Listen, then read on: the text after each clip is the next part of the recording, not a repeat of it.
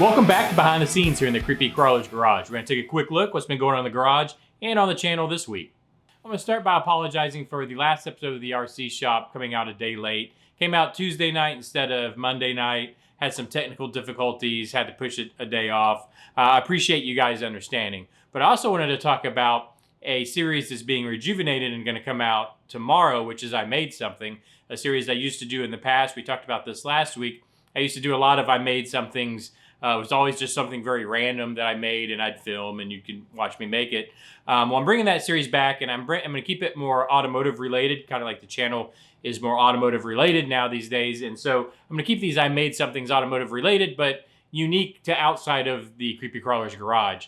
So tomorrow's the first episode coming out. I'll be doing the WPL B16 kit, I think it is. But anyways, here, take a look at this. It'll give you a little sneak preview in case you didn't catch it yesterday.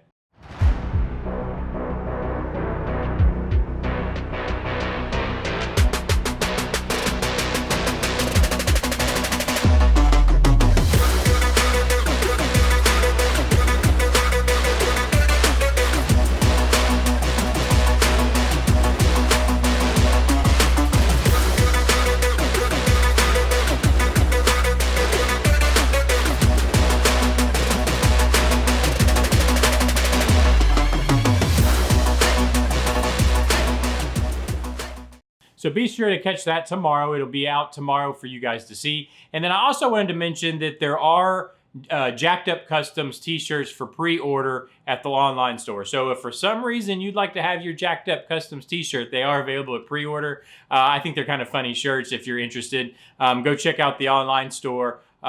TandemCTelevision.weebly.com. Those are available for pre-order. It wasn't just like a joke on the show or anything. They are available if you do want them. So make sure and go check that out if you're interested. And now I wanted to finish this episode off by actually taking a closer look at the shop truck we're working on. This is what we're doing for the RC four-wheel drive build-off that's going on.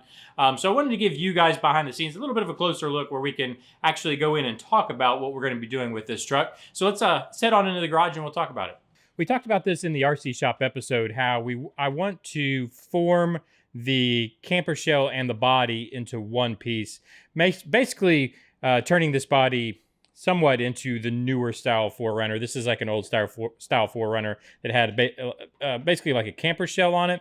So I'm going to actually end up gluing the shell on. We'll fill these seam lines. It will make this body all one piece, because I'm going to end up putting a rollback sunroof up here that'll cross from the cab all the way back across the camper shell. So anyways, that's what I was kind of talking about on the RC Shop. In fact, if you look at the picture here that I used, you can see the rollback sunroof that I'm talking about, or the style that I'm talking about, which is going to need this to be all one piece.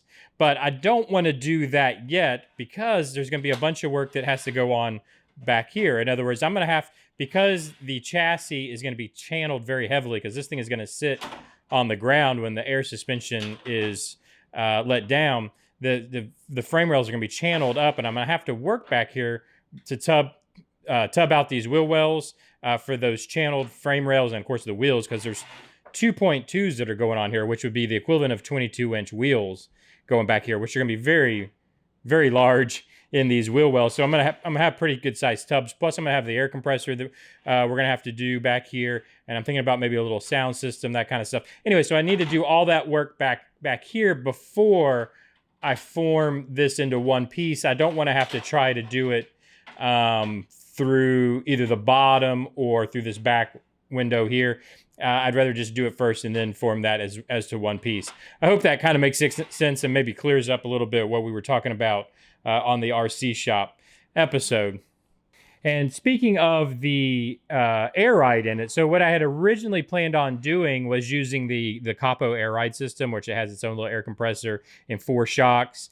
So I went to order those, and two things. One, they're quite expensive. It's over $600 for a set, which was fine. The only problem was I couldn't receive them till maybe October because they come from China, and we got to have this thing done by September 25th. So the timeline just didn't work out. So what I'm going to have to do is build my own air ride setup.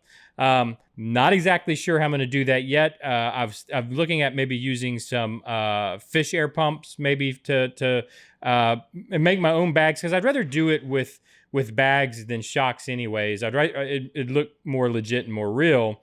So I was thinking about making my own bags and then maybe using a air pump from a fish aquarium to fill them, and then of course release. Just have a valve to release. I'm not sure if that's work. I'm gonna have to do a bunch of experiments, and we'll do that all in the RC shop. So if that's something you're interested in watching, of course, watch the RC shop when we start working on the suspension. But I do have to figure that out. So that's the two big things that I have to figure out how I'm gonna do is the air ride, with making my own air ride setup, and then of course building the rollback sunroof. I think that's the two big ones. All the rest of the body work that needs to be done here is all pretty straightforward. The other issue I'm going to run into now that I think about it is I've got a TF2 chassis set coming for it. So basically, it's a bodiless TF2 coming, which will have the frame rails and all. That'll be easy enough to channel. That's all pretty straightforward. One concern I will have to have though is my axle width is definitely going to have to get narrowed to get the wheels to fit inside, because when this drops down, I want it to sit on top of those. I want the wheels to tuck in, right? The wheels and tires to tuck in the front and back.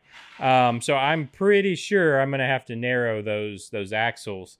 So that could be an interesting chore also, but we'll figure that out as we go also. Anyways, I just wanted to give you guys a little closer look behind the scenes at what I'm thinking about doing with this and kind of the plans moving forward. If you have any ideas of your own, let me know. Let me know down in the comment section. Or if you have any ideas of maybe axles that would work or something to that effect, let me know down there also. Any help I can get, I really appreciate, guys. And of course, I thank you for joining me this week, listening to me ramble about my little trucks that I'm working on. And I appreciate my patrons out there supporting this and making this even possible. I thank you guys for watching, and I'll see you next time. Bye-bye.